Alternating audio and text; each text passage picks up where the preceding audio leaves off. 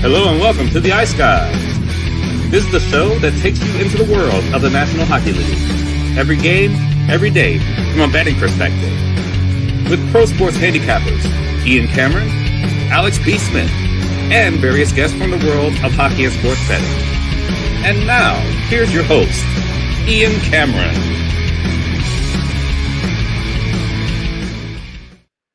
Welcome to the Ice Guys, Tuesday, April the 15th. Ian Cameron, Alex B. Smith, and back on the show with us, a familiar face. A couple seasons ago it was that this guy joined us on the show, probably right around this time. I think we were just getting into the playoffs or close to it, and he is back on the show with us today. It's been a long time since we've seen our old friend Stefan Fornier joining us here on the show. Stefan, what's going on? How have you been? Hey, how's it going, boys? Thanks for having me out, first of all.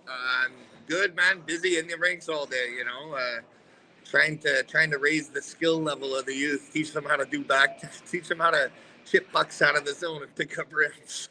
Yeah, all the shit they don't want to do. All the shit that matters most. Yeah, the little things, exactly. You got to ingrain that in their brains if they're going to be the kind of player we all want them to be, complete player. So Stefan Fornier is looking for the next Bedard right now, in his midst right now, from a coaching standpoint. We'll see if he can find one. But yeah, just before we get into some NHL talk, man, just talk about a little life update for you. You know, how have things been the last couple of years? What have you been up to, and what are you doing right now? Yeah, I mean, I think that the last time we spoke, I was still a player assistant coach in Wichita. I ended up heading over to Cardiff in England after that. Did the same role over there. And then, you know what, I decided after 12 years or 11 years, whatever it was time to kind of pack it in. I came back to Quebec City last year, kind of jumped right into coaching right away. Was assistant coach at a college last year, then took up a head coaching job at a prep school this year. And then all the while, me and my partner, ex-NHLer PC Labrie, we opened a development company where we had maybe about 20 NHL guys last year. You know, the rink, the turf, and the gym is all in the same facility. So it kind of, you know, streamlined kids to want to come with us. We had 32 major junior kids, 18 midget AAA. And then, yeah, that's it, man. Just spending my time where I'm happy, out in the rinks. So, yeah, someone's asking about Stefan. Stefan Fornier was captain of the Halifax Mooseheads back in the day. Played with the one and only Nathan McKinnon a long time ago. How long ago, man, does that feel like right now? The Halifax days.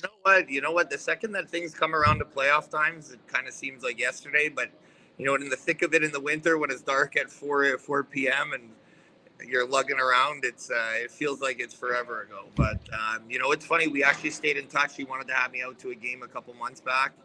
I got to see him at the Four Nations. I was at the game against Sweden, the opening game, and you know, to be able to see what he's done so far in his NHL career is I mean, I knew that was going to happen, but it's great to see it come to fruition. Yeah, no, that was cool. Talk about that just for a sec. The Four Nations experience. How awesome was it to be in the building there at the Bell Center for that tournament? Do we lose him? He's right there from the rink. He's coaching at 2:30, by the way. That's why he's coming to us from the rink. But we'll see if we can get Steph's camera, I should say, back on. But yeah, to be at that Four Nations face-off would have been absolutely an incredible experience. I'm sure I'll try to pop back on in a sec. But great to be here. A good time now as Stefan attempts to reconnect, to remind everybody it's a Betcast Tuesday. It's a free-for-all Betcast Tuesday. It's open to the public. We're excited about it. And again, we're looking forward to it tonight, 7 p.m. Eastern. Again, this is one where you email or DM me or Alex for a spot on the Betcast, with it being a free-for-all Betcast, and we will send you the link before it begins for sure. So make sure you check that out. He did play for the Lewiston Maniacs as well. Good call there by our guy, Boogan Jazz. Yes, he was a Lewiston Maniac as well. Sorry, boys. My brother tried giving me a call, and it washed me out. Here, I'm gonna go sit outside. I'll have a little more peace. The arena's a busy spot right now. Sure. Yeah, I know. You got the Zambonis and everything running in the back. Hey, it's worse with some of these NHL press conferences. They're trying to interview the players and the coaches, and you hear skates start. Did you not get them in a quiet space? My goodness, yeah. See you, Brody. Good job today, buddy. To be honest with you, though, man, the background noise for you is not even close to as bad in comparison to what I hear with the NHL teams. So, talking NHL for a bit because we got you for 20 minutes. We always start with a recap of last night. You're obviously there in the Montreal area, and of course, the big story of the night was Montreal's game trying to clinch the playoff spot. They were not able to. Chicago thwarts them and gets a 4-3 shootout win. One of the craziest fucking things I've ever seen in that game was the Frank Nazar shootout goal that he knew it was in. And the bench didn't believe him. The Chicago bench, they didn't really see it go in or didn't think it was in. And they're like, nice try. And he's like, what are you talking about, you guys? I scored just now. And it was that's what he was saying after the game. Nobody knew the puck went in, and it ended up right in the shelf of the net. So no one really saw the puck there. And then they had to review it after Montreal made the next shootout attempt, Lyonnais. And only then did they find out it was a goal. But Chicago wins. They keep Montreal clinching. The story of the night was obviously Ivan Demidov. Just what a spectacular debut it was. Goal and an assist in the first period. Stefan, what were your thoughts just watching him in particular in his first game? Look, in the first period, when you get to see a talent like that come in, obviously, he's getting a standing ovation and warm-up, standing ovation every time he touches the puck. You know that his adrenaline's going to be pumping. The kid's super exciting. He's dynamic. He's obviously got a lot of pressure on him, given the being a high draft pick with Montreal, and people are looking at him. His contract even has I think a $500,000 Conn Smythe bonus in it. So a kid like that's obviously going to come in. He's going to come out hot. I'm really glad for him that he got a chance to come in, get the monkey off of his back. The game itself, I feel like Montreal has also probably spent a lot of energy over the last, 8 to 10 games. They were on a 6-game winning streak. They do. They look like they're running on fumes a little bit, Montreal, these last few games. I would agree. It's a good assessment. Maybe they thought that they would be able to kind of cruise in against a team like Chicago, but at this time of the year, guys are always playing for something, right? So you got guys on Chicago that are sitting there going like, hey, I'm playing for my job next year, which, sometimes they know that the end is near. Well, they know the end is near, and, they're willing to really burn the gas until empty, right? So it sucks that, they had to lose the way they did. It would have been nice to obviously see them clinch. But at the same token, it was nice to see Demidov come in. The shootout goal at the end is obviously, it's a strange one. Like, would you sit there and say that Laine gets a second shot after? Or right. Even in my mind, I thought it was a little bit surprising. Not that I have anything against Laine. Obviously, he's a premier goal scorer, but he's getting a lot of shit from Habs fans because they say last night he was losing puck battles, was kind of not hard enough on the. I mean, if you watch this guy for most of his career, that's what you're going to get some nights. Whereas the compete level is just not high enough. He's going to be able to put one right where Mama hides the cookies, right? Yeah. So. But they live with it because of the shot and the power play prowess. Exactly, 100%. I thought it was interesting they didn't put in Demidov, especially in his first game. They're going, but then again, all of a sudden he scores the winner in that, and then the pressure of the world's on him, right? He comes back, maybe has 1 or 2 games where he doesn't score, and he's reading every Twitter comment about him that's telling him to go back to Russia, right? So, Montreal, when that happened, one game, get your ass back to Russia. You stink. Yeah, that kind of. So he had a good debut for that reason. It's obviously a special market, but I think that the kid is he's primed for success. So and the organization as a whole is also it's been great hockey to watch them this year. So. And they're doing it the right way. They didn't rush this rebuild. Nope. They obviously drafted extremely well, especially in the case of Lane Hudson, because there were teams that put him on their do not draft list because of the size, because of the, just a small defenseman. They didn't want any part of him. But Montreal was willing to not look at that narrow-minded way of thinking and look past it and see the skill set, the hands, the vision, the passing, and just the magic. The puck is on a string half the time when he's got the puck on the stick. And Habs saw something incredibly gifted in his skill set and still said, you know what, fuck the fact he's small and he's not that tall. We're going to take him. We think he can be a dynamo defenseman. Like I said, I credit to Jimmy Murphy, our longtime friend of the show, and his colleague on the Eye Test podcast, Jeremy Wire. Those two guys stuck up for Lane Hudson all this time, saying he's going to be a big-time player at the NHL level, and he's showing that. Right. Well, that's it. I mean, I would put him at the front runner of the Calder race right now, obviously. it's you know what, a team like Montreal, there's a lot of stuff I think that casual hockey fans don't understand as far as salary cap and I don't know if you guys can still hear me. Oh yeah, you're good. You're good. Obviously taxes, stuff like that. So, I feel like that they really built the team from the ground up. You have guys like, what's his name? I'm skipping a beat right now. The forward that just re-signed for less money. You got Caulfield that's there. People are really embracing the market because there's probably nothing more special that you could have than winning in Montreal, right? So, or winning in Toronto. So if you're on one of those original 6 teams, it's maybe a little tougher to bring in high market free agents, but they did it the right way. It took a little bit of extra time, but I feel like that they're moving in the right direction. Yeah, I think you're maybe thinking of Jake Evans, right? Yeah, Jake Evans, exactly. Jake Evans, yeah, he's the one that comes to mind as the guy they just recently signed. Yeah, it's him. Good depth player. You need that guys like that, no question, in your lineup. Alex, your thoughts on that game? Obviously, your Hawks were involved. Yeah, it ended up being a highly entertaining game. Well, and it was a fascinating game, and everybody was obviously energetic and arriving for Demidov.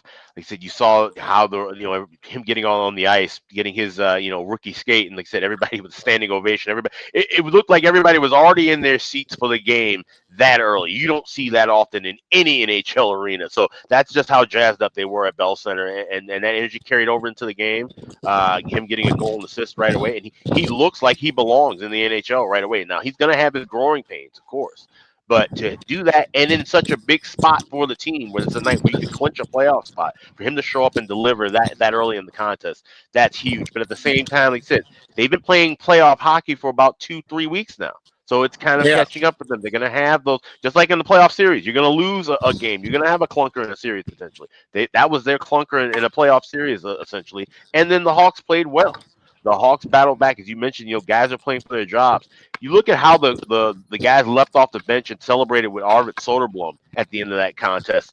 You would have thought that he hit some kind of milestone in his career, but I'm sure that had to be the fact of, he may be a guy who either he sticks around or he possibly could be going elsewhere. And if so, he's battled the last 3 years with a lot of these guys, and that might be their farewell to him. So you have those moments with some of these teams, especially we talk about game 81, game 82. These bad teams, you couldn't trust them for 4 months. Here they are now rallying to play with a little bit of purpose. So there's a good back and forth. And the thing about Laine, like Habs fans have to take it easy on him. You don't ask a bulldozer to water flowers.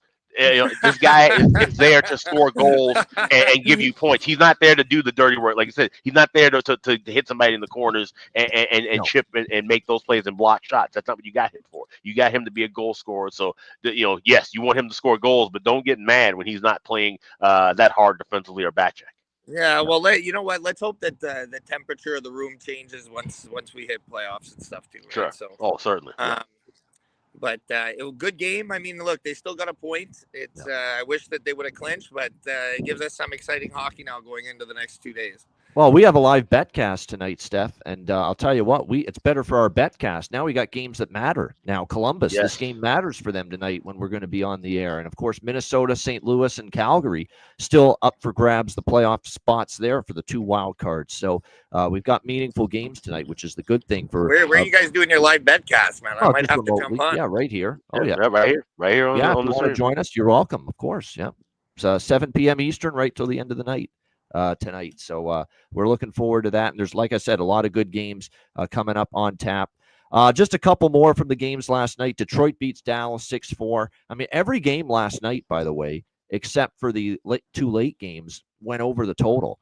Only LA, Edmonton, and San Jose, Vancouver stayed under. So there were a lot of goals last night. Not much defense being played. Dallas, Detroit. Dallas has clinched their spot, and obviously they know they're playing Colorado in the first round. Detroit's out, so not a lot of defensive intensity there. Red Wings win 6-4. Rangers beat this was a surprise. Rangers beating the Panthers 5-3.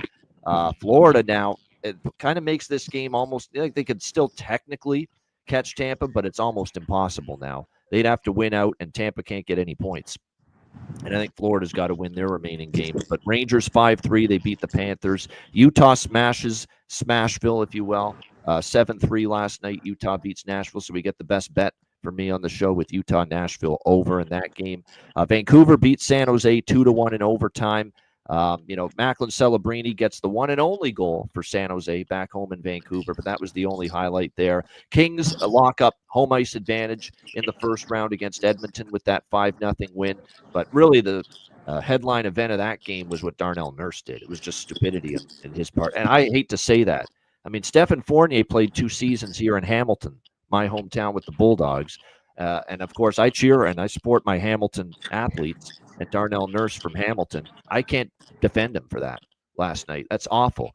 Just driving his stick right into the head of Quentin Byfield when he was down on the ice like that. He got 5 in a game. Now, will he get a suspension on top of that? We'll have to wait and see. But it's not just him doing that. It's taking a breath and realizing your team's situation if you're Darnell Nurse. You're already without Matthias Ekholm on your blue line, your best defenseman for at least the first round. You can't afford to get suspended. You can't afford to be missing games, potentially, in the first round series against the LA Kings. So it was just, not only was it, ridiculous, reckless, and not good as far as, could have hurt somebody like Byfield in that spot, but it was stupid as far as you may be hurting your team.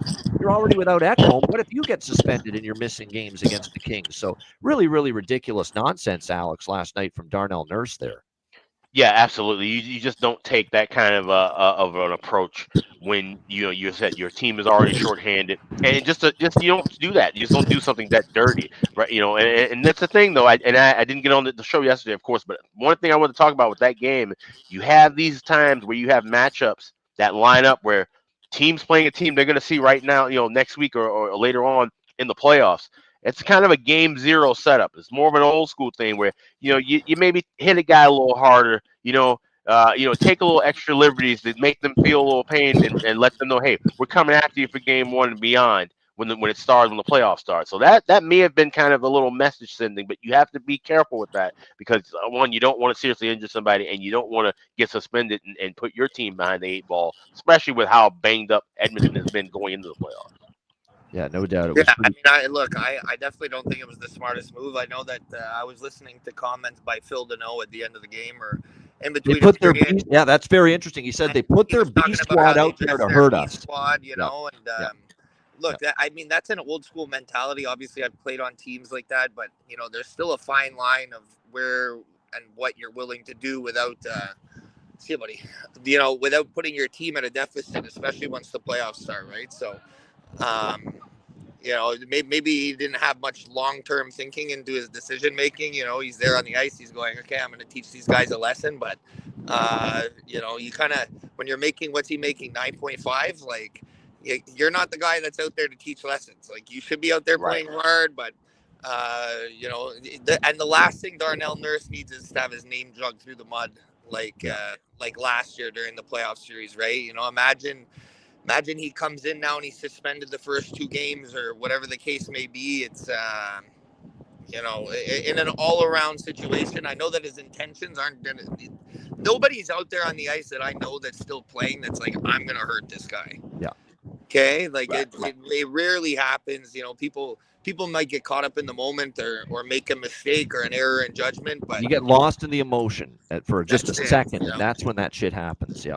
Yeah. So I hope for him. Obviously, nothing happens, but I hope that we don't see plays like that anymore. It kind of reminded me of Hartman at the beginning of the year when he took that 10-gamer, and it's if that's the precedent that's set on a play like that, it's going to be difficult for him to get in those first games of the series.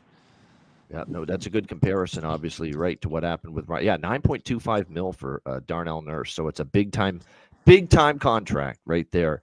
That he's getting right now. And yeah, you don't want to be doing that shit right before the playoffs. And you're right about the Deneau comment. In the intermission, he was asked about it, and he said, they're putting out their B team to hurt us tonight. And then Corey Perry claps back saying, well, what the fuck else do you want us to do? We've got a bunch of guys hurt right now.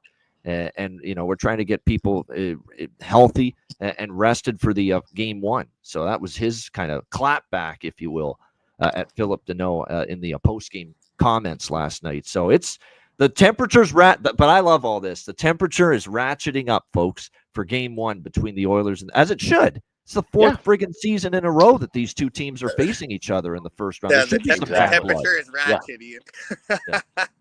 Yeah. So I'm definitely more amped to this. I was not very interested about LA Edmonton last year in the playoff. This year I am. This year that's actually probably top 2 or 3 series I'm most excited about in the first round. When we talk about how rivalries have kind of dissipated in the league over the years, but to see now potentially we're going to have Battle of Ontario, Battle of Florida, and now Edmonton, LA for a 4th straight year. We're getting some of these rivalries back, and I love it. It's great for the game. No doubt it is. And Jonathan's saying something will happen with Darnell Nurse because he does have a hearing apparently with NHL player safety. Hearings are usually 5 games, right? Yeah, at least. Was it in person or is it telephone? Yeah, is it telephone or in person? You're right. There is a difference. Yeah, but if it's in person, I think it's at least 5 games. So in person 5. In person is 5 minimum, and over the phone is 4 or less.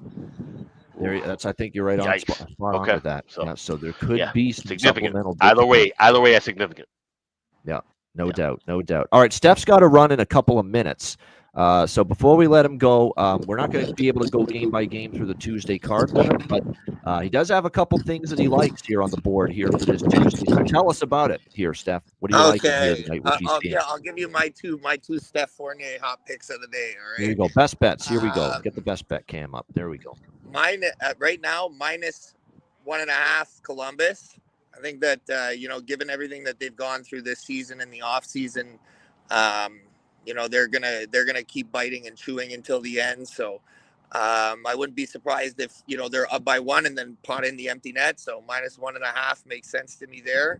And my other one is Long Island at Washington. I think that Washington might lay off the gas a little bit, knowing that they're going into the playoffs with probably the top record in the Eastern Conference, and a team that's run by Patty Roy and Lou Lamoriello. That they're not going to give up until the end either. So I know they're hot takes, but it might be better live betting the -1.5 by the time it gets to the empty net goals, but.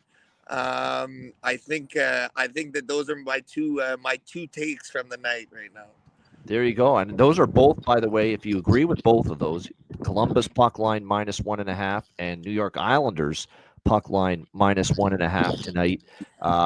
Those are both great puck prices, obviously. So you're going to get plus money on both of those. Steph Fornier is Steph's puck line. He's taking Jimmy Murphy's old role on the show. Islanders and Blue Jackets, both on the puck line. What I like about Steph with the Columbus opinion is that if you're going to take Columbus, you should take them either puck line or in regulation because they have to win in regulation tonight if they're going to keep their playoff hopes alive. So it makes sense. If you like Columbus pregame, take them in either -1.5 puck line or in regulation. Steph, good to see you, my friend. I know you got to get back to coaching. I will say one thing before you leave here. Make sure you bag skate the fuck out of those little bastards. Oh, okay? Dude, they're not allowed. They're not allowed scooping pucks or doing any of that fancy shit. I tell them right away. I would have taken a nice stick and slashed all your teeth out. So, listen, guys, thank you very much for having me out on the show. And Ian, I'm gonna send you a message a little later about joining that. I might want to come and watch the live pod tonight and see what you guys are up to. Yeah, absolutely. You're welcome. Give me some money, baby. Let's go. Hey, we've been doing that. We're pretty good with the live betting stuff. This guy next to me, Alex, is a next goal savant here. He's got just a great beat on that. The momentum and flow of the game and who's going to get the next goal. There's the time of year for that, too. So we found this great angle. Second period overs when the first period had a shut was scoreless. It's been cashing like crazy. So, we'll talk about it later and get you on the Betcast. Well, thank you, boys. I appreciate it. The old man's got to go and strap up his skates again. Take it easy, boys. All right. Cheers. Teach those kids a lesson. Yeah, I will. Take care, guys. See you, my friend. There you go. Stephen Fornier with us here on the Ice Guys show. Good stuff. Good to have him back. It's been a while. Too long. He had been playing over in Europe, though, and I think he got married, too, and he's going to have become a dad very soon. As well. So he'd been busy, but good to see him back. It had been too long, a couple of years ago when he was on the show. So good to see him, and he might be on the Betcast later on. All right, let's get into Tuesday and this big Tuesday card on this Betcast Tuesday, which, of course, we're looking forward to tonight. Will begin. Well, we talked Chicago-Montreal last night. Chicago back in action tonight taking on the Ottawa Senators. We've got Ottawa minus 280, home favorites, 6 the total here in this game tonight. I like this. We talked about this with Ottawa, the last game against Philly. You look at it, you do expect goals to be scored here. Now, we are going to get Spencer Knight, and we do like Spencer Knight here for Ottawa in net, as they went with Soderblom last night, saving Spencer Knight for this game. But Ottawa's in a place right now where, most likely going to get the Battle of Alberta. Anton Forsberg going to get another start for them. They're being cautious down the stretch here with Linus Ullmark, who's going to be obviously their Stanley Cup playoff starter. Spencer Knight in net for Chicago. And it looks like from an Ottawa standpoint here in this game, there is a lot of players not suiting up tonight, and it is worth noting. We've got Brady Tkachuk still out. Not a surprise there. We've got Jake Sanderson for the Ottawa Senators also out tonight. Nick Jensen on the blue line out tonight. Claude Giroux for the Ottawa Senators sitting out tonight for this game as well. David Perron, he sat out Sunday. Will he be back tonight? A game time decision for him, and same with Ridley Gregg here for the Ottawa Senators. So you do have a lot of situations here where you've got a lot of people sitting here for the Ottawa Senators tonight. Chicago played hard last night. They got the big win against Montreal. Don't love that it's a back-to-back, but this is a one-way game for me. Either take a shot with the plus price with Chicago, or you pass the game. There's just no way with Ottawa given showing their cards here and who's going to sit in this game that you can endorse the Ottawa Senators here at this price. I'm going to bet Chicago, but I'm going to do it in the first period to score a goal. This has been, we're not quite at that minus 300 favorite price range here for Ottawa to make it that automatic, trigger, to bet that, but it's close enough. And we expect, on the back-to-back, the legs still to be pretty live for Chicago early in the game. Maybe they fade later in the game. So, to be able to take Chicago first period to score a goal at a reasonable, we're looking at minus 125, minus 130. I think that's a good bet there is the Blackhawks here to get a goal in the opening period. And like I said, I think in this particular situation, they might be able to hang around for the game, given Ottawa sitting out some guys. But I'm just, at least pregame, I'm going to just go with Chicago to score in the first period and over by Fecta here as well. Alex, what do you think? Blackhawks, Senators.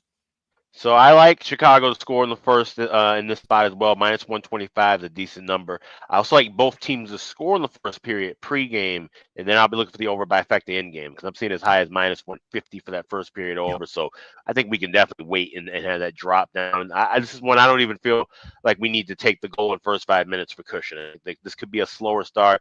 I wish this game was tomorrow for the simple fact that we would have had a day off potentially in between with a lot of young guys off of a win in Montreal of all cities. That would have been a spot to maybe take Ottawa, but the fact that it's back to back, I'm sure still kind of business mode, wrap up the season, of course, and then they can go on their way from there. So I don't know about taking the Hawks money line pregame. That's something I might look for, in game if we see the pace carry over and I was not really interested, then there may be some spots to grab stuff that's Hawks related, but definitely going with the over trifecta, bifecta in game. Both teams to score in the first period pregame, along with the Hawks to score in the first period.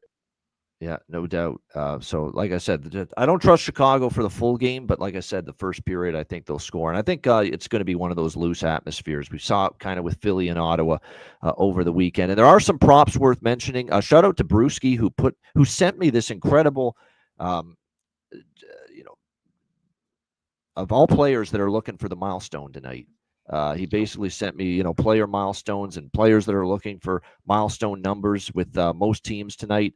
And certainly for Ottawa, Brady Tkachuk's not playing, though, but he posted 29 goals. But the one that stands out to me for Ottawa is Zetterlund.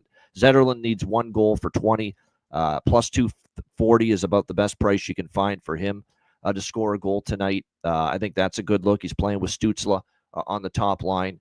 Maybe you look at Parlay Pinto maybe as well. For the Ottawa Senators. For Chicago, obviously we know Donato's had a great season, but Frank the Tank Nazar, it's difficult not to bet him to score a goal right now with what we have seen for the Chicago Blackhawks. So those are a couple of the props I'm interested in there with that.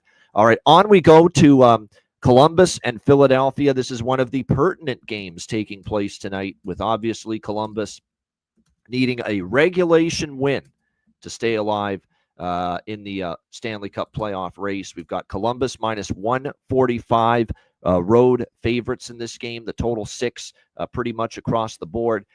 If you are going to take Columbus in this game and if you think they win, and obviously the door has been opened ever so slightly because of Montreal losing in a shootout to the Chicago Blackhawks tonight, then you must bet them in regulation because you're going to get a better price. And if this game is tied late in the third period, the Jackets are pulling their goaltender. It's that simple because they have to get it done in 60 minutes here tonight to keep their playoff hopes alive. No, so I know some people were thinking Merzlikins is going to start, and I've said there's no way he's starting. They've kept their faint hopes alive with this mini little win streak with Jet Greaves in between the pipes.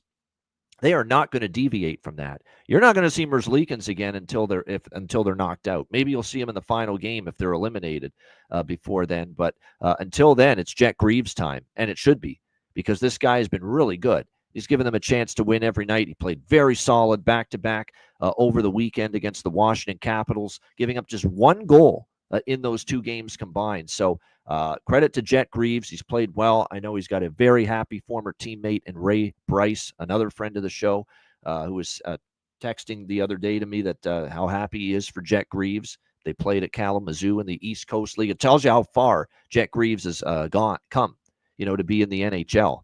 Started in the ECHL, has worked his way up, and certainly he has played very well down the stretch here for Columbus. I took Columbus in regulation pregame for a small bet with the intention of adding more to that if Philadelphia gets a lead at any point during the game, which I'll bet live during the Betcast if that happens. Because, Columbus is not going away tonight. This is their season on the line. So even if Philly gets the lead, Columbus is throwing everything, including the kitchen sink, you would think, at Philadelphia here. So the intention is to maybe get an even better regulation price with Columbus should they fall behind. And for that reason, I'm only taking a small piece of them here pregame in this one. Jackets and Flyers. Jet Greaves, of course, for Columbus, and it's Samuel Ersson getting the start here tonight for Philadelphia. Alex, what do you think here? Jackets, Flyers. So we talk about, the next goal to score props. This is a game I just have circled with that. I'm not betting anything at all pregame, and I'm looking to see where the pace of play goes in betting goals because, like I said, this is a game where you can't afford to have overtime at all if you're Columbus. So that changes the whole dynamic. You could look for, and I haven't checked this. I'm sure these numbers have to be inflated. The third period overlooks. You could look at maybe some alternate totals with that 2.5. 3 flat at a BetMGM. So you can get maybe creative with those things, but I'm just going to be looking more for live action. But that's the way I would be looking for anything pregame. Stack stuff toward the third period because we know more than likely it's going to be chaos. Unless it's 7-0 Philly, which who's expecting that to happen? There's going to be some kind of craziness and chaos late in this contest. So that's just kind of what we're looking for. Bobby Brink, 1 point away from 40. For Philly, that could be a target for player props. And we got a bunch for Columbus. Now, Columbus is more focused on the team stuff, obviously, and that's winning the hockey game and winning it in regulation, no question. But at the same point in time, you do have Adam Fantilli at 29 goals, 1 shy of 30. Sean Monahan, 19 goals, 1 shy of 20.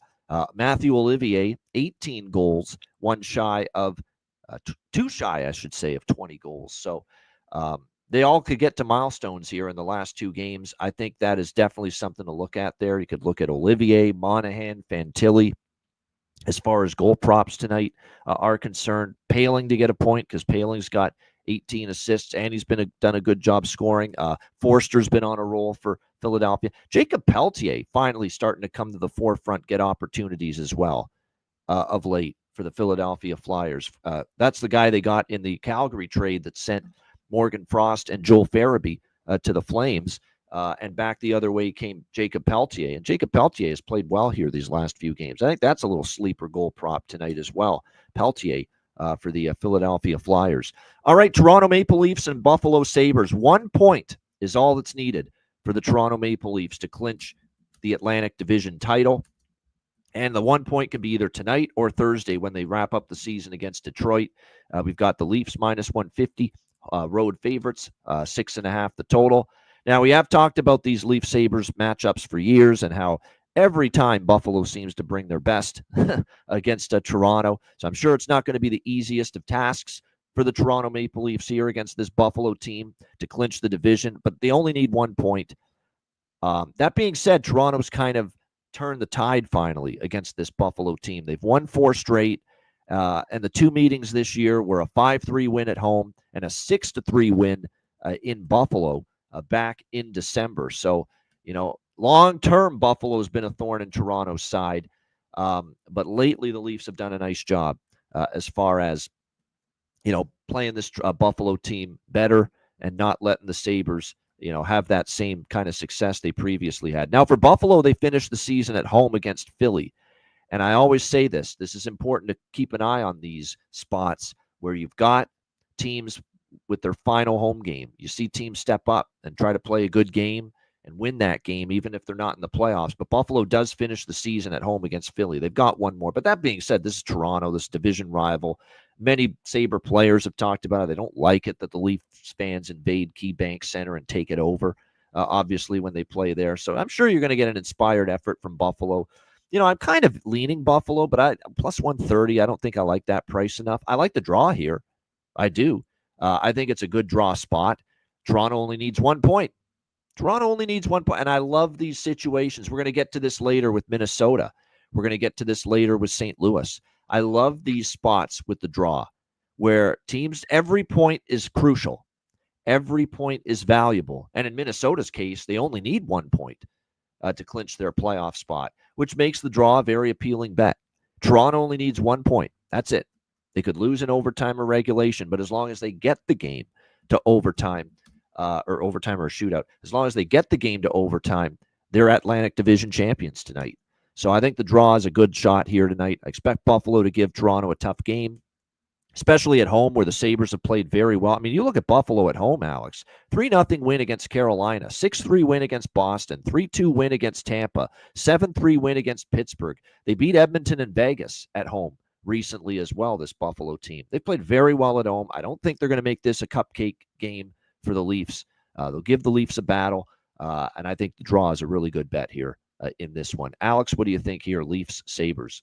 Yeah, I mean, it's hard to go against the zombie Sabres, right? As soon as they're actually dead, then they wake up and come to life, and then they beat all these good teams, and they just can't figure out how to do that for the first 70 games of this season, it seems. So, yeah, it looks like a dog and draw split for me. I'm heavier on the draw, plus 340. Like I said, Toronto only needs the point, so there's definitely a game. If it's tied, there's no reason for them to press. Get your point, get your spot, and move on. So yeah, this is definitely a dog draw split pregame, and then we'll look for stuff live.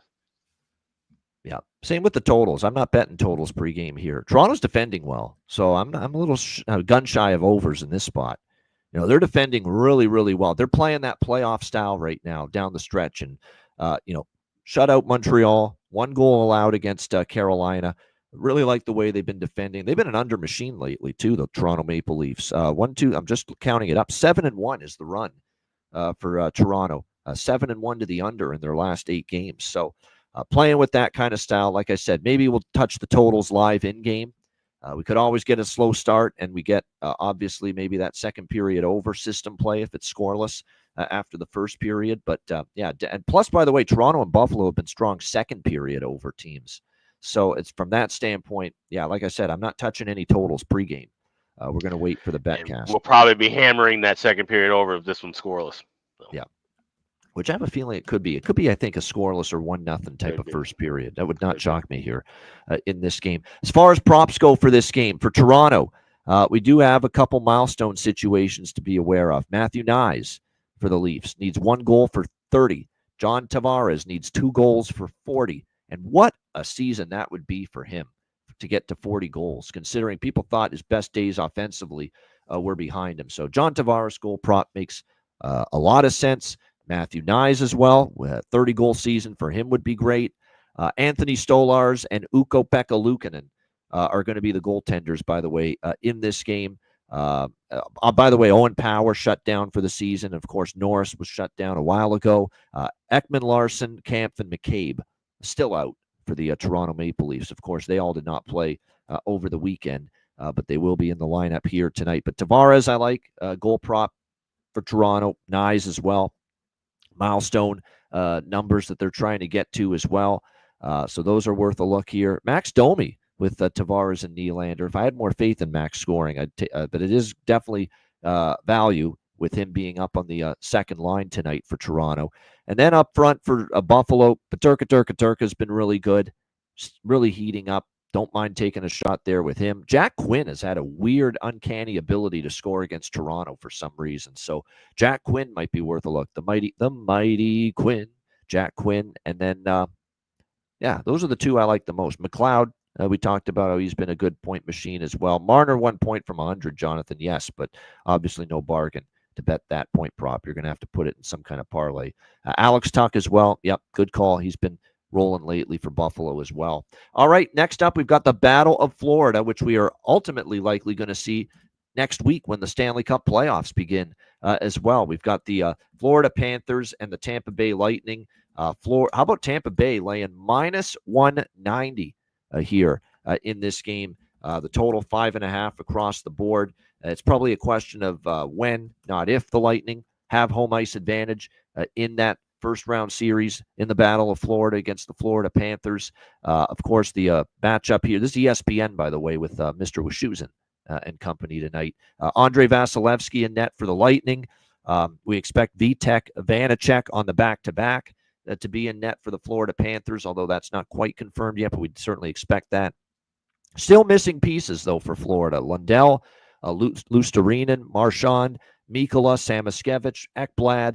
We'll have to see how many of these players are actually in the lineup. I think Florida is almost at the point where there's like, Tampa, we'll let you have home ice advantage in the first round for the sake of keeping ourselves as healthy and fresh as possible for the opening round of the Stanley Cup playoffs in a series that is likely going to be very physical, you would think, between these two rivals where there's not a lot of love lost. So definitely would make all the sense in the world. And that's a great point by Rich. 7th game in 11 days for this Florida Panthers team. So it's another reason why. Do you really want to go balls to the wall, pedal to the metal? I really don't think they want to do that here in this game. Tampa had lost back-to-back home games in overtime to the Red Wings and Leafs, but they bounced back. They beat Buffalo 7-4 in their last game. We'll see how they fare here tonight. Certainly is an advantageous spot here for Tampa Bay in this one. We'll see how it goes. I'm going to take them in a split here, a split of Tampa and Reg, a rare in regulation bet for yours truly. A Tampa Bay in regulation minus 112, and a little bit on that team total for Tampa Bay over 3.5 at around plus 116 is the price there. So, and again, with Vanacek and net, I'm happy to take my chances that Tampa Bay can score 4 goals here in this game. So that's the pregame moves for me. Tampa in regulation, minus 112, and team total over 3.5, plus 116. Alex, Panthers, Lightning. Yeah, I'm going to go with that team total for Tampa over as well, and then I'm going to wait for the over by Fecta in game. You could play a little bit small at minus 115 for each, but I think we'll go heavier with plus money on both of those into the contest. Now, just kind of looking around to see who Florida was going to have kind of in their lineup. This could be one of those, just like we saw with Edmonton, LA last night, one of those kind of game zero type of deals, especially knowing that it's a physical series, especially knowing that Florida, all of their key guys, like, sit are out. Maybe bring up some thumpers and have them kind of maybe run and hit some of these Tampa Bay guys a little harder than usual. Get ready for it. Yeah, you're going to get home ice, but like I said, we're coming through, and it's going to be a long series. So that's what I'm kind of looking for. I think it's going to be a physical one. I think there will be goals. I think Tampa gets a lot of chances maybe to score on the power play. So if you're looking at player props, any of the power play catalysts to get a point would be something I'd be dabbling in as well. Yep, definitely. So there are definitely some good looks here as far as this game goes. Like I said, we expect Vanacek and net for the Florida Panthers here in this game. The main players of note here as far as taking a look at milestones here moving forward, we do have a few. In fact, we've got Gensel and Point that need one more point for 80. So very interesting to see if they get that. Reinhart needs 1 goal to get 40. So Reinhart would make some sense on the Florida side. No question about that. We'll see if they're able to make an impact. Florida, again, their lines are juggled like crazy. So right now, as of right now, it's Verhaeghe, Barkov, and Reinhart. on the top line. Rodriguez, Bennett, and if it's Rodriguez and Boquist with Bennett, there's definitely going to be value with Rodriguez and Boquist on the Florida side. For Tampa Bay, Yanni Gourde up on the top line with Point and Kucherov. There's still great value for Yanni as far as being able to score here for Tampa Bay. Hagel, Cirelli, Gensel. Connor Geekie scored against Buffalo. I know Jonathan suggested maybe a Geekie Brothers parlay for the Betcast tonight. Connor did score against Buffalo on Sunday. Yep. Connor Geekie for Tampa Bay. So maybe look in that direct. Nick Paul. And don't sleep on this Gage Gonsalves. This guy's really starting to all of a sudden chip in offensively for the Lightning. 2 goals against Detroit, 3 in the last 5 games. So Gage Gonsalves, just when we think Tampa's finally got not as great depth up front, and then all of a sudden we're seeing guys like Connor Geekie and Gage Gonsalves step up for them. So that could be a little bit of a under-the-radar value goal prop, both of those guys for Tampa Bay tonight. All right, New Jersey Devils and Boston Bruins. We've got New Jersey minus 140, road favorites, 5.5 the total in this game. I mean, the only thing I would look at here is probably over by Fecta. Boston is kind of one of those teams where defensively, we don't really trust them. This was 7-2, by the way, in New Jersey just 1 week ago in favor of the Boston Bruins. Flew over the total. New Jersey's just thinking ahead to the playoffs. In the old days, this would be a system play off a shutout loss for the New Jersey Devils. They got shut out by the New York Islanders on Sunday. It's Bruins are past because New Jersey's certainly showed us that they're looking forward to the playoffs. They've now lost 3 in a row. Bruins 7-2 at home, 4-2 at home to Pittsburgh, 1-0 shutout loss at home to the New York Islanders. Boston or pass for me in this game. And this is the final game and final home game for the Bruins. So I'm going to do more than just lean Boston. I'll take a small shot with them here, plus 120 in their home finale, split with the team total, and a little bit on the over by Fecta as well. Devils, Bruins, Alex, what do you think? No, that's one we can wait for on the Betcast, or otherwise I just see Boston next October. It's been that kind of a year betting them. So, this one we'll be waiting for later on tonight. No doubt. So definitely looking toward live moves, Alex, if anything, here for this Devils and Bruins game. As far as the Devils go, the Bruins rather, not a ton right now that I can see as far as massive milestones needed. But Morgan Geekie has been great. Pasta's been great for Boston, even down the stretch with them out. So you could look in those directions. Does Fabian Lysell start to get going? He's on the second line. He finally got his first goal against Pittsburgh. The only goal that Boston scored in that game. So maybe, sometimes when you get that first goal, you start to feel it. The confidence starts to come back. So maybe Fabian Lysell here for Boston as a goal prop. And for New Jersey, Steph Nason's on the top line with Hischier and Bratt. Whether he scores, that's another question entirely. But certainly there's value on Steph Nason playing on that top line spot for the New Jersey Devils. All right, we move along here. Next up, we've got Washington Capitals, New York Islanders. Even money here, minus 110 both sides. Total here sitting at 6, shaded to the under. I like Islanders team total over. I do. Because Washington just keeps giving up 3 minimum to the opponent here. It's just this crazy streak. I'd rather take that than the Islanders money line. You can get Islanders team total over. You can get over 2.5 with juice, and I did lay minus 150. Or you could take over 3 at BetMGM, which has the half goal increments on the team total. You could take over 3 at close to even money with Islanders team total. Or you could wait till the live Betcast. A few minutes pass by and you'll get probably over 2.5 on the Islanders at a better price. So you could go that direction as well. But talked about it how Washington's just looking ahead to the playoffs right now.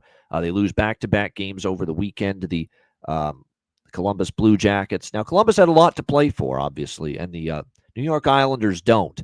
That being said, the Islanders did beat the Devils 1-0. Like I said, we've talked about how now it's been 10 straight games, more than that now, allowing 3 goals to the opponent for the Washington Capitals.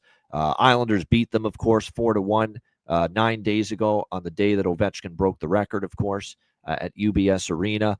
And even we'll see if that carries over here. I will say this, the games in Long Island here between these teams, the Islanders have scored 9 goals in the last 2 times they've hosted the Capitals in those 2 games combined, and they have scored 5, 4, and 4 in the last 3 at dead media. So I definitely like Islanders team total here in this game over.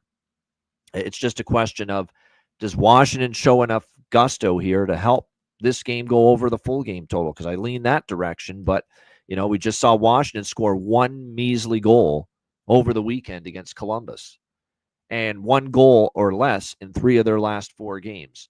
So, that's the problem right now. Is Washington even emotionally invested enough to make a contribution offensively tonight in this game? That's what you have to ask yourself. So that's what's keeping me kind of muted when it comes to the first period over, full game over. I lean in those directions. Washington's been pretty good with the first period overs again lately. It is worth noting both Columbus games went over in the first period, but the second game in Washington died with the full game total because Washington stopped scoring and Columbus put their foot down defensively, and Jack Reeves played well. So first period over, I think I might get involved more with that than full game over, along with that Islanders team total over. Alex, Capitals, Islanders. Yeah, 21-4 run to the first period over for the Washington Capitals, and you can get minus $1.20 right now at Caesars with that. So I'm all over that play. As far as that team total with the Islanders, you can get 3 flat at minus $1.10 at BetMGM. Maybe play that small and then wait for something better, 2.5 at a better price in game. So those are things I can kind of toy around with, but I'm definitely on this first period over, if nothing else. Like I said, even if the Caps don't show up, I could trust the Isles to get 2 in the first 20. It is the last home game for the Isles. Multiple people asking. It is the last home game for them. And that's a reason, like I said, I don't know if I'm going to back a money line. Because the way I see it, if they're going to win, they're probably going to get to 3 goals in this game. Right. Because obviously Washington's on this, I think it's 11 or even 12 games in a row now. The Capitals have given up at least 3 goals to the opponent. So the team total is the better route, in my opinion, rather than the money line. Could always bet the money line if they fall behind, live on the. I don't know if I will, quite honestly, but it's something to consider on the Betcast tonight. Because, again, with Washington playing for exercise, locked into the number 1 seed in the East, and they're just waiting on whether they play Montreal or Columbus in the first round. They're not bringing a whole lot to the table. And for disappointing a season as it is for the Islanders, it's their last home game, and sometimes you do get a 1-game bump from them. I'll say this, they're probably Fade City, though, the Islanders, Thursday night at Columbus. Might even be Fade City even if Columbus is out Thursday night. Because the way I see it, Alex, if we just look ahead for a second to that Jackets-Islanders game in Columbus on Thursday night. Let's say Columbus is eliminated by then. Montreal clinches. I still think Columbus is going to put one hell of an effort out there in that final home game with the season it's been, the emotion of Johnny Gaudreau and all that, and with the definitely the leaps forward that franchise and that organization has taken, whether they make the playoffs or not. I think they show up for that finale against the Islanders. No, I absolutely agree. Other teams, you maybe say, okay, that's it. They pack it up. They're already thinking about their vacation, and they lose that game 5-1. I don't see that happening from Columbus with the season they've had, with the coach that they have in Dean Everson. Yeah, they'll be fired up for that one, whether they're in it or not. Yeah, no doubt. So that's basically what bottom line is. They're definitely going to be interested in the Jackets, regardless of whether they're still in the playoff conversation by Thursday night when they host the New York Islanders. As far as the milestones here, Anders Lee, he needs 1 goal to get to 30, so that makes a lot of sense here. If you believe in D'Angelo getting to 20 points, that makes sense as well for them going into this game. So there you go. There's a couple of milestones on the Islanders to be aware of.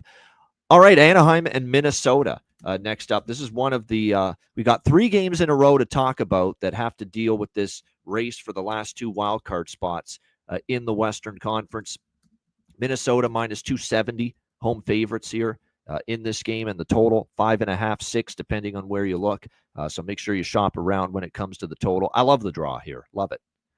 Love it. I think Minnesota only needs 1 point. Minnesota never makes it freaking easy on themselves. You watch tonight, and even though Anaheim hurt me very much with that horrific third period against a shorthanded, resting people left and right Colorado team the other night, that really it made me upset that Anaheim couldn't find a way to hold on and win that game the other night again. I'm still thinking they come out here against Minnesota and try to play spoiler. Whether it's enough is the question, but Minnesota doesn't make it easy on themselves. How San Jose took them to overtime last week, that crazy game that finished 8-7 in favor of the Minnesota Wild. That was a game where they got Kaprizov and Eriksson Ek back from injury, and they still were life and death to beat the San Jose Sharks in that hockey game. So I definitely look at this as somehow, some way, the Wild are going to have to grind their way to victory tonight. I don't sense it coming easily. Rarely do they accomplish things easily, this Minnesota Wild team. So plus 360 on the draw. I like that price. Give me the draw. That's the only thing I have pregame. Alex, Anaheim, Minnesota. Yeah, I did grab a little piece of that draw. I guess I got it at plus 360 was the price I got earlier today. And it's just predicated on, this feels like it could be one of those games where if it goes back and forth and the Ducks give it all they can, that it still just finds its way to overtime. And that'll just be kind of the end of the road. Potentially, I think somebody's going to be in a position to get crushed tonight. Either Minnesota loses this game in regulation, and then the dominoes fall where Calgary can get in and push them out, or this game goes to OT, they get their spot, and then it's just madness between Blues and Calgary. So I did grab the draw. Other things I'll be looking to add pregame, and that was the thing I was trying to figure out. Do I really want to try and take Anaheim, here when I already have so much stacked against Minnesota making the playoffs? But because of this high number, there's not really much for me to bet on Minnesota to get any kind of value back in as far as the future. So I just have to look at just this game alone, and I'm taking the draw here. Yeah, no doubt. So the draw definitely makes sense to me. I like that as far as this game goes. On the Anaheim side, Cutter Gauthier is with Leo Carlson and Alex Killorn. In fact, Gauthier and Carlson, I like both of them for props. I think there's great value. Sam Colangelo continues to be an underrated offensive player for Anaheim, and he's been chipping in again. So I wouldn't talk anyone out of that. On the Minnesota side of things, obviously, it's Kaprizov, Eriksson Ek, Boldy. That is a hell of a top line, especially when they've got it going. We'll see if they can get things going tonight here for this Minnesota team. By the way, Zeev Buyem, he is not going to make his Minnesota Wild debut here tonight in this game.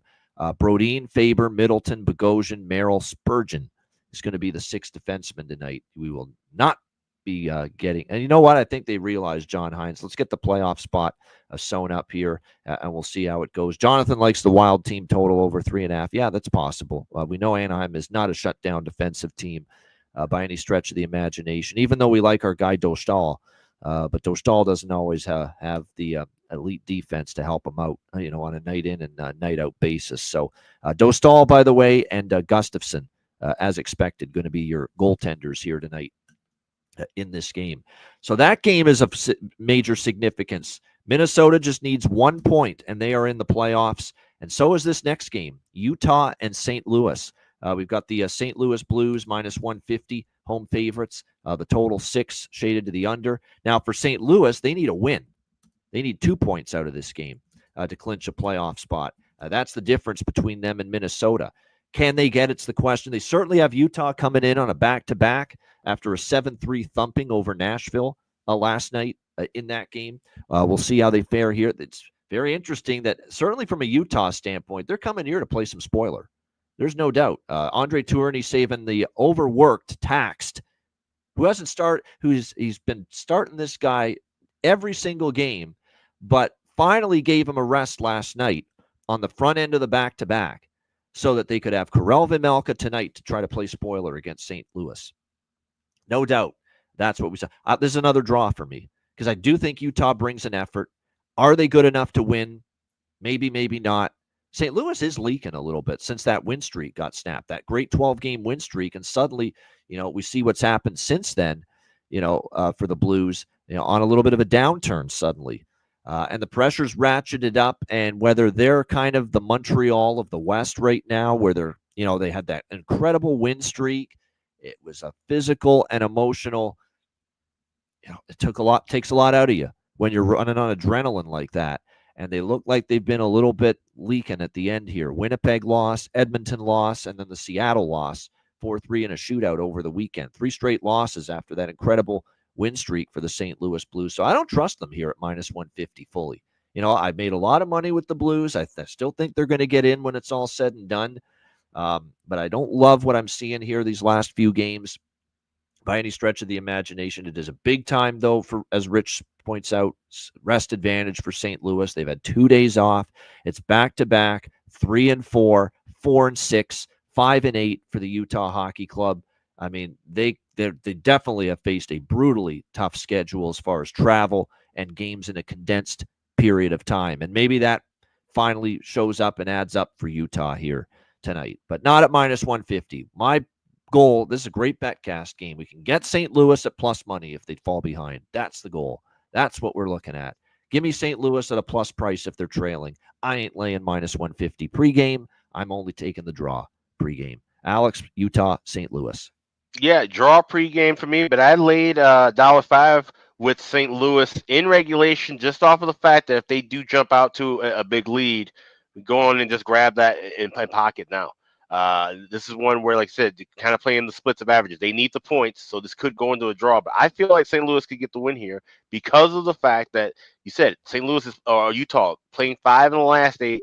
They gave Amelka that rest, and now throwing him back in at the very end, I think this might be the time where we see him have kind of an odd start and give up some goals. So if St. Louis jumps out early, we have regulation in pocket. If this ends up tied, we'll suffer that, and we'll try and adjust and grab some more money in game, and then we'll already have draw in pocket as well. So it's a little bit of an odd way to play it. Usually wouldn't be doing side and draw split in regulation, but we're doing that just off of the sense that if this goes in OT, we can still come back and play St. Louis live on the money line. We have things to play with in the setup. Absolutely. No question about that. As far as props tonight, Kyrou needs 2 points for 70. Robert Thomas needs 1 point for 80. Buchnevich is 1 away from 20 goals. Zach Bolduc, 2 away from 20 goals. So, yeah, Buchnevich and Bolduc props. I'm liking both of those here tonight quite a bit as well. And then on for the hockey club for Utah, Clayton Keller needs a goal for 30 and a point for 80 here in this game tonight. So, another milestone situation to look at as well. And I think there's one more for St. Louis I was eyeing. Let me just see. Other than Buchnevich and Bolduc. Actually, I wasn't. I'm Jimmy Snuggerud hasn't. I'm not chasing Jimmy Snuggerud props anymore. We'll let him step up and score a goal first, and then maybe we'll start backing him as far as goal props are concerned. But Jonathan's going back in one more time with Jimmy Snuggerud here. He is playing with Braden Shen and Jordan Kyrou. Like they're certainly giving him opportunity in the lineup to finally get that first NHL goal. We'll see if he's able to here tonight. Obviously, for the Blues, we would expect Jordan Binnington in net for them here tonight in this game, and it is confirmed that it is Binnington. It's Lindgren and Sorokin, by the way. Forgot to mention that for Washington and the New York Islanders. All right, Vegas Golden Knights and Calgary Flames. This is the other team in the mix for one of these final 2 wildcard playoff spots. Even money, -110, both sides, 5.5 the total in this game. But this line has moved. Vegas opened -135, road favorites. It's already moved significantly toward Calgary. And when you see the intentions of the Vegas Golden Knights going into this game, you know why. They are putting out a patchwork, shorthanded lineup tonight with obviously first in the Pacific wrapped up. And obviously resting some players. There's going to be no Alex Pietrangelo. There's going to be no Noah Hannafin, no Mark Stone, and no Jack Eichel here tonight for the Vegas Golden Knights. So that's 2 of their best defensemen and 2 of their best forwards right there as far as missing in action tonight for the Vegas Golden Knights. So, yeah, this is Calgary or pass. I already bet them early. Like I said, I got +115. I didn't get, +1 or not +1. I got +105. I didn't get +115. But I at least got a little better price than what's out there right now. I kind of sensed this coming, that Vegas was going to rest some people. Bruce Cassidy playing it safe. And look, Calgary, you wonder at some point they run out of gas because it's just been pedal to the metal and must win every night. But and they didn't start off well against San Jose, but they came back and they won. They had a great game against Minnesota before that. So, yeah, it's Calgary or pass. It's just a question of now do you want to take it at -110 when you could have gotten plus money earlier. But I'm on the Flames at +105. I still think you can take them, honestly, -110. I think they do find a way to win and at least keep their hopes alive and hope that they get the help they need from Anaheim and Utah in the other settings here tonight. Alex, Vegas, Calgary. I saw the +105s that were and like I said, +110s that were floating around this morning, but I wanted to wait for official confirmation. So I was lucky enough to get -101 was the price I got at Bet Online. It was right at the beginning of the show. I was literally texting on my phone and sending out to everybody that I grabbed that. So now it has moved to $1.10. I still like it. like I said, it was just a matter of getting that confirmation. We can get burned by information sometimes. We're hearing rumblings of guys sitting out, and all of a sudden everybody's in the line.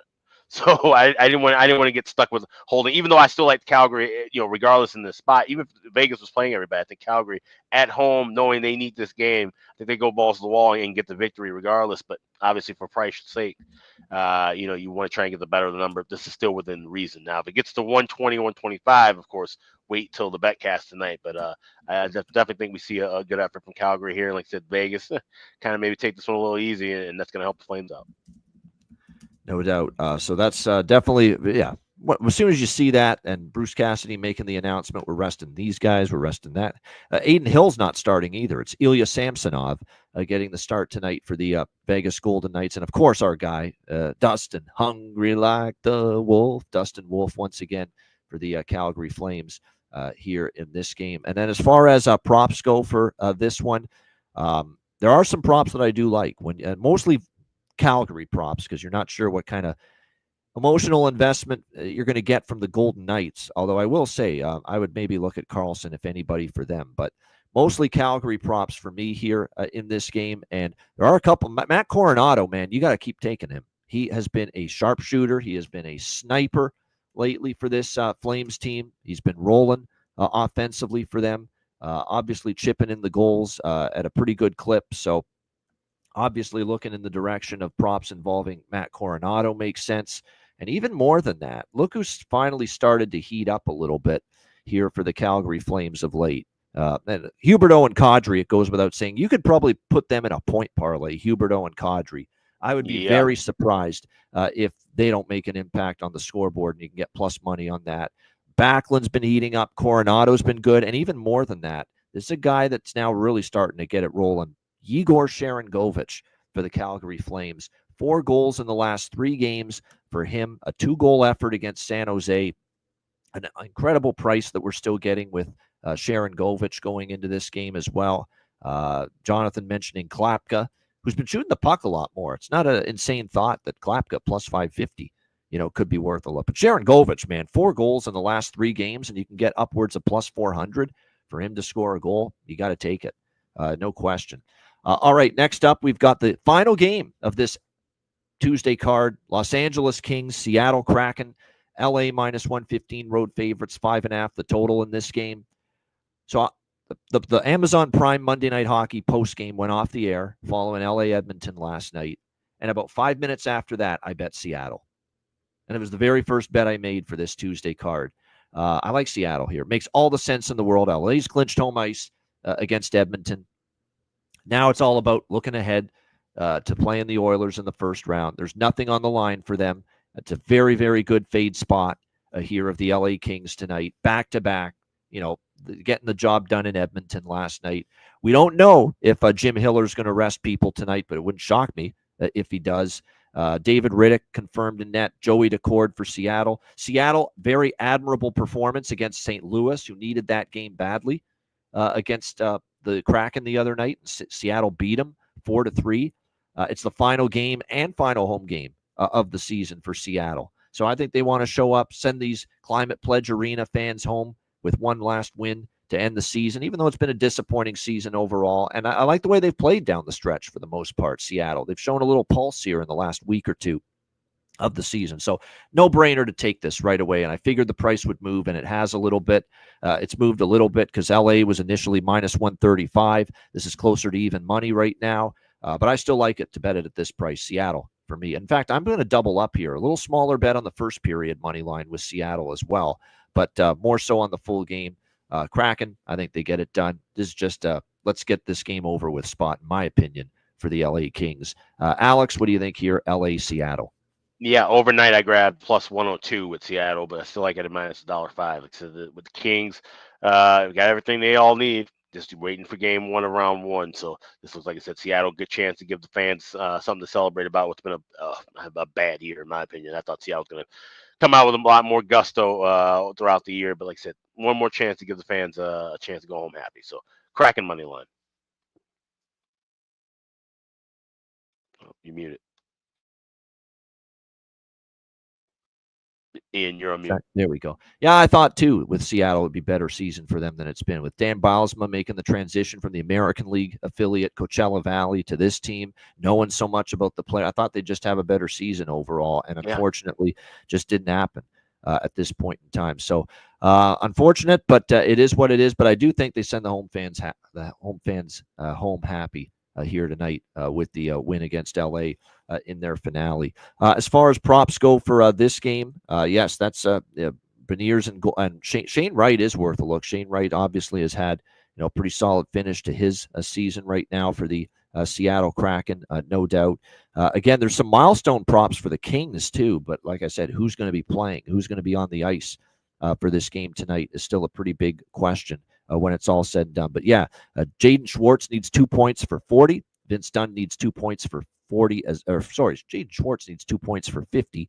Vince Dunn needs 2 points for 40. Beniers and Wright can get to 20 goals on the season by scoring a goal tonight. So I'm going to go for not just Shane Wright to score a goal and not just Matty Beniers to score a goal to get to 20. I'm going to parlay them. Yeah, for a big payout.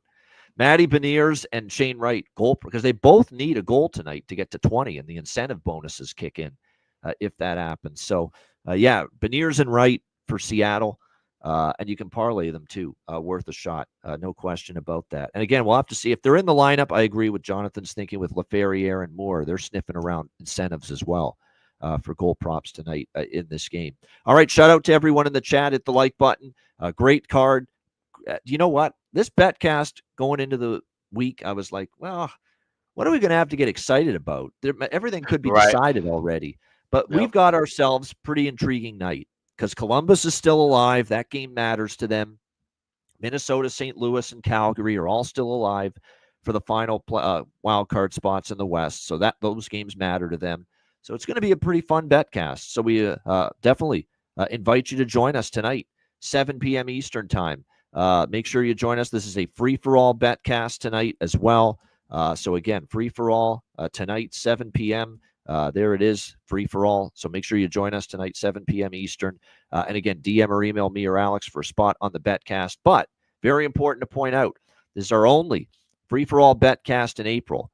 And we're only going to have one in May and one in June, free-for-all Betcasts. The rest of them during the Stanley Cup playoffs will be reserved for our wonderful Patreon members who support this show and on the Patreon page. So make sure you get on board. If you want to be there with us for every single live Betcast that we do during the Stanley Cup playoffs, that's your ticket to do it. $10 per month, patreon.com/iceguys, goalie charts, totals charts, our daily betting card, sides, totals, player props posted each and every day on the Patreon page. We're going to have some player suite interviews throughout the playoffs and the off season. And of course, as I mentioned, all the access to every live Betcast that we do during the Stanley Cup playoffs by becoming a Patreon member. So make sure you sign up. $10 per month. Your subscription goes a long way to supporting the show and keeping us going. So make sure you sign up. $10 per month, patreon.com/iceguys.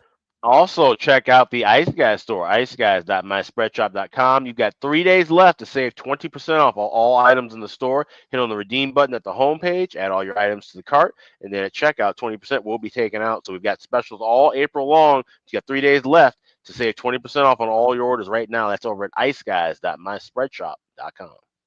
There you go. We saw, obviously, Hawks and Habs last night go to overtime, cash the draw, and good day to rock this. Yeah. There you go. Draw shirt. season t-shirt, nice. Man. And I'm going to have it on tonight during the Betcast. We've got a lot of draws going tonight. How can I not wear this on the Betcast tonight? Absolutely, you know how many fucking we're shitting draws out of our ass tonight, these draw bets. So we got to wear this shirt tonight. We got draw bets left and right going on the Tuesday card. So one of many great items at the Ice Guys store. So make sure you check it out, iceguys.myspreadshop.com. All right, bargain bin special of the night and best bets coming up in just a moment right after we hear from our great Ice Guys sponsors.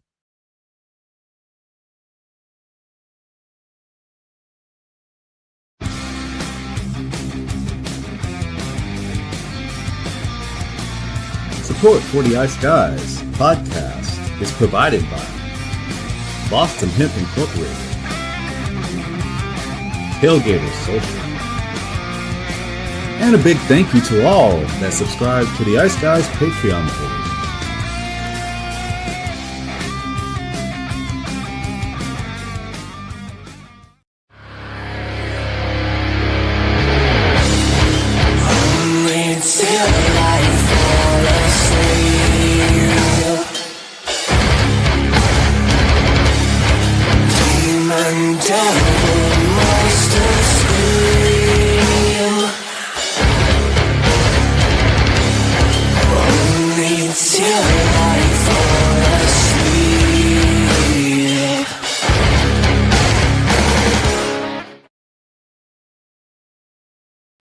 Everyone loves a perfect pair. Bacon and eggs. Thunder and lightning. Mario and Luigi. A hot dog with fries. Ian and Alex B. That's right. Everyone loves a perfect pair. So why not pair up your game nights with Boston Hemp? From exotic flower to concentrates and edible products. You'd be hard-pressed to find a better pairing than Boston Hemp and hockey. Check them out today at bostonhempinc.com. That's bostonhempinc.com. Boston Hemp Incorporated, the official smoke sponsor of the Ice Guys. Void where prohibited by law. Not available outside of the United States. Must be 21 or over to obtain products. Check your local regulations to see if Boston Hemp is available in your area.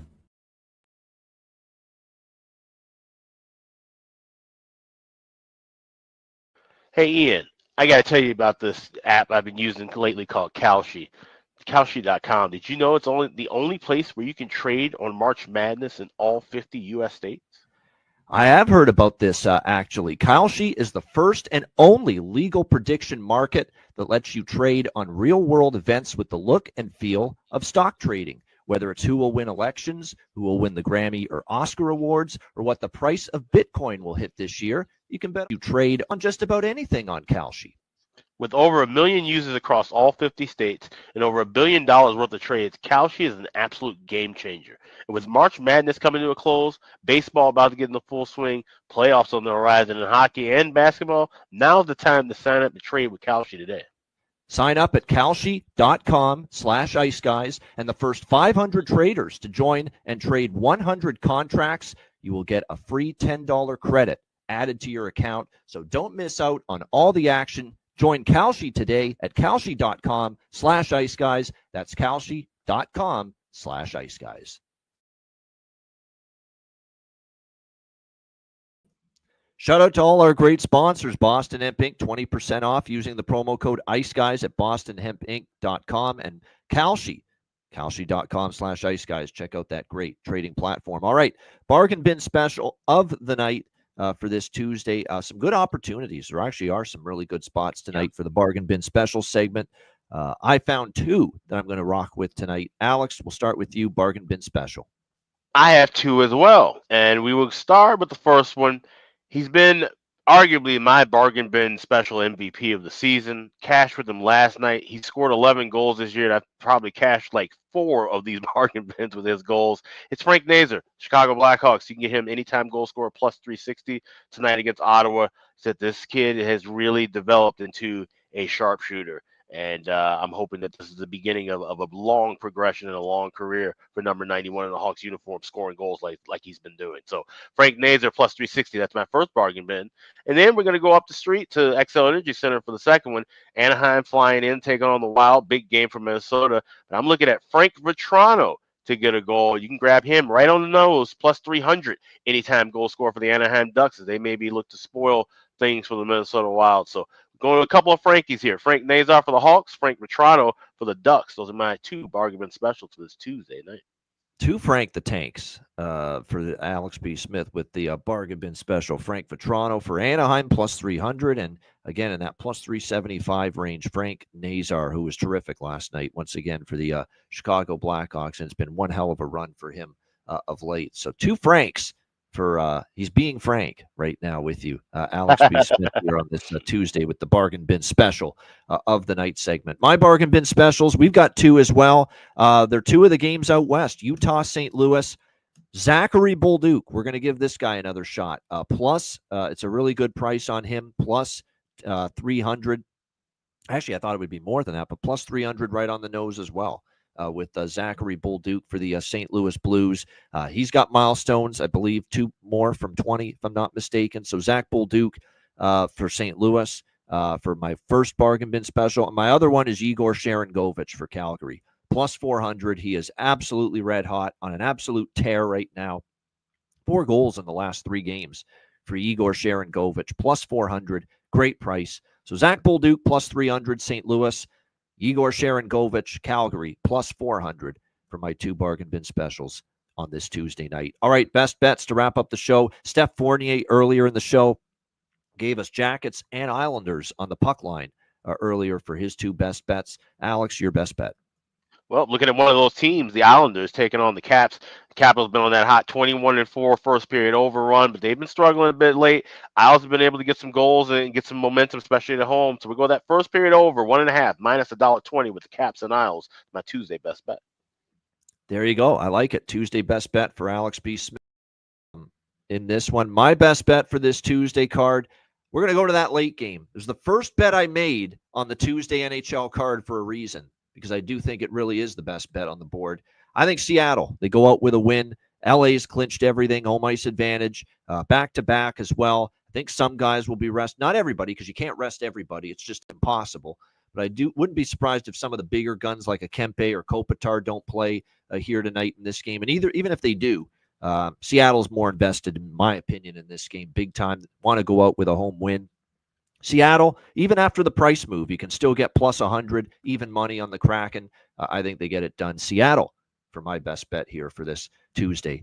Shout out to everyone in the chat. Hit the like button. We appreciate it. Betcast tonight, free for all, open to everybody. Make sure you join us, 7 p.m. Eastern time. Again, you can DM or email me or Alex for a spot on the Betcast.